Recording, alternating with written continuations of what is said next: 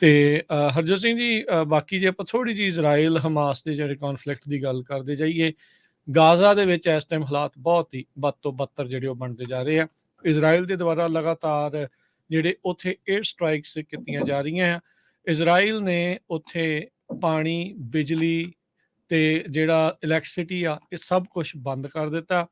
Anthony Blinken Israel ਦੇ ਵਿੱਚ ਪਹੁੰਚੇ, ਉੱਥੇ ਉਹਨਾਂ ਨੇ ਗਾਜ਼ਾ ਦੇ ਹਿਊਮੈਨੀਟੇਰੀਅਨ ਕੰਸਰਨਸ ਨੂੰ ਵੀ ਜਿਹੜਾ ਆ ਉਹ ਚੱਕਿਆ, ਪਰ ਨਿਤਨਯਾਹੂ ਨੇ ਇੱਕ ਹਿਸਾਬ ਦੇ ਨਾਲ ਉੱਥੇ ਸਿੱਧੀ ਹੀ ਜਿਹੜੀ ਉਹ ਨਾ ਕਰ ਦਿੱਤੀ। UAE ਦੀ ਵਿੱਚ ਪਾ ਕੇ, ਕਤਰ ਨੂੰ ਵਿੱਚ ਪਾ ਕੇ ਕੋਸ਼ਿਸ਼ ਕਰ ਰਿਹਾ ਸੀ ਅਮਰੀਕਾ ਵੀ ਹਿਊਮੈਨੀਟੇਰੀਅਨ ਕੋਰੀਡੋਰ ਜਿਹੜਾ ਉੱਥੇ ਖੋਲ੍ਹਿਆ ਜਾਵੇ।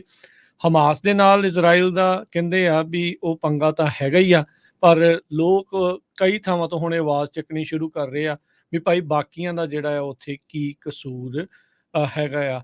ਲਗਾਤਾਰ ਮੌਤਾਂ ਦੀ ਗਿਣਤੀ ਉੱਥੇ ਵੱਧ ਰਹੀ ਆ, ਹਸਪਤਾਲ ਜਿਹੜੇ ਉਹ ਠੱਪ ਹੋ ਰਹੇ ਆ।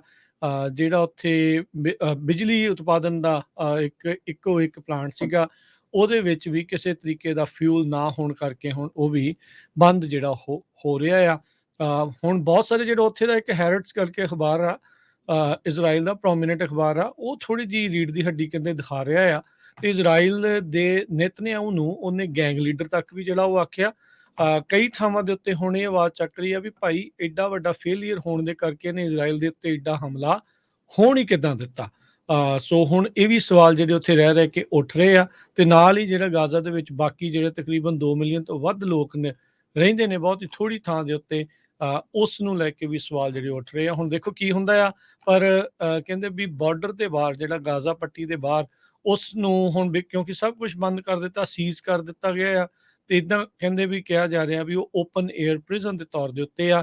ਅਮਰੀਕਾ ਦੇ ਵਿੱਚੋਂ ਮਹਿਜ ਮੈਨੂੰ ਲੱਗਦਾ ਵੀ ਇੱਕ ਅਜਿਹਾ ਸੈਨੇਟਰ ਬਰਨੀ ਸੈਂਡਰ ਆ ਜਿਨ੍ਹਾਂ ਨੇ ਆਵਾਜ਼ ਚੱਕੀ ਆ। ਉਹਨਾਂ ਨੇ ਕਿਹਾ, ਉਹ ਆਪ ਜਿਊ ਆ ਅਜੇ, ਤੇ ਉਹਨੇ ਕਿਹਾ ਵੀ ਇਜ਼ਰਾਈਲ ਇੰਟਰਨੈਸ਼ਨਲ ਕਾਨੂੰਨਾਂ ਦੀ ਉਲੰਘਣਾ ਜਿਹੜੀ ਆ ਉਹ ਕਰ ਰਿਹਾ ਆ। ਸੋ ਹੁਣ ਦੇਖੋ ਕੀ ਬਣਦਾ ਆ। ਤੇ ਜਿਹੜੇ ਐਂਥਨੀ ਬਲਿੰਕਨ ਉਹਨਾਂ ਨੇ ਜਾ ਕੇ ਕਿਹਾ ਵੀ ਅਸੀਂ ਸਾਰਿਆਂ ਨੂੰ ਵਿੱਚ ਪਾ ਕੇ ਹਮਾਸ ਨੂੰ ਇਹੀ ਬਾਰ-ਬਾਰ ਜਿਹੜਾ ਉਹ ਕਹਿ ਰਹੇ ਆ ਵੀ ਭਾਈ ਜਿੰਨੇ ਵੀ ਉਹਨਾਂ ਨੇ 150 ਤੋਂ ਵੱਧ ਇਜ਼ਰਾਈਲੀਆਂ ਨੂੰ ਉਹਨਾਂ ਨੇ ਅਗਵਾ ਕੀਤਾ ਆ, ਉਹਨਾਂ ਨੂੰ ਬਗੈਰ ਕਿਸੇ ਸ਼ਰਤ ਤੋਂ ਛੱਡ ਦੇਣ, ਤੇ ਇੱਕ ਗਰਾਊਂਡ ਅਫੈਂਸਿਵ ਦੀ ਤਿਆਰੀ ਜਿਹੜੀ ਉਹ ਹੋ ਰਹੀ ਆ। ਐਮਰਜੈਂਸੀ ਇੱਕ ਸਰਕਾਰ ਜਿਹੜੀ ਯੂਨਿਟੀ ਗਵਰਨਮੈਂਟ ਆ ਉਹ ਬਣਾਈ ਹੋਈ ਆ ਨਿਤਨਯਾਹੂ ਨੇ, ਤੇ ਕਹਿੰਦੇ ਵੀ ਉਹਦੇ ਇਸ਼ਾਰੇ ਦੇ ਇੰਤਜ਼ਾਰ ਦੇ ਵਿੱਚ ਆ, ਤੇ ਗਰਾਊਂਡ ਆਪਰੇਸ਼ਨ ਵੀ ਜਲਦ ਜਿਹੜਾ ਆ ਉੱਥੇ ਕੀਤਾ ਜਾ ਸਕਦਾ ਆ। ਜੀ ਬਿਲਕੁਲ, ਬਹੁਤ ਹੀ ਜ਼ਿਆਦਾ ਸਿਚੁਏਸ਼ਨ ਬੈਡ ਇਸ ਟਾਈਮ ਪਾਲਸਤੀਨੀਅਨ ਦੇ ਵਿੱਚ, ਗਾਜ਼ਾ ਸਟ੍ਰਿਪ ਵਾਲਾ ਜੋ ਏਰੀਆ ਹੈ ਉੱਥੇ ਬਣੀ ਹੋਈ ਹੈਗੀ ਆ।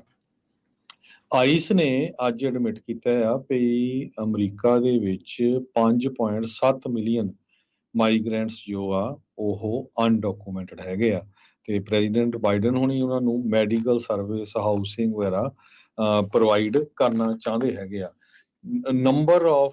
ਰੈਕਡ ਨੰਬਰ ਆਫ ਨਾਨ ਡਿਟੇਨਡ ਮਾਈਗ੍ਰੈਂਟਸ ਜੋ ਮੋਨੀਟਰ ਕੀਤੇ ਜਾ ਰਹੇ ਆ ਫੈਡਰਲ ਏਜੰਸੀ ਵੱਲੋਂ, 2.4 ਮਿਲੀਅਨ ਜ਼ਿਆਦੇ ਹੈਗੇ ਆ ਜਦੋਂ ਤੋਂ ਪ੍ਰੈਜ਼ੀਡੈਂਟ ਬਾਈਡਨ ਹੁਣੀ ਬਣੇ ਹੈਗੇ ਆ। ਸੋ ਇਹ ਬਹੁਤ ਵੱਡਾ ਨੰਬਰ ਆ ਜਦੋਂ ਤੋਂ ਹੀ ਉਹ ਪ੍ਰੈਜ਼ੀਡੈਂਟ ਬਣੇ ਆ।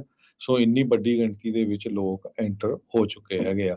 RRM ਨੇ ਇਹ ਦੱਸਿਆ ਵੀ ਵੈਲਫੇਅਰ ਬੈਨੀਫਿਟਸ 6 ਮਿਲੀਅਨ ਲੋਕਾਂ ਨੂੰ ਜੋ ਆ ਉਹ ਮਿਲ ਰਹੇ ਹੈਗੇ ਆ। ਜੀ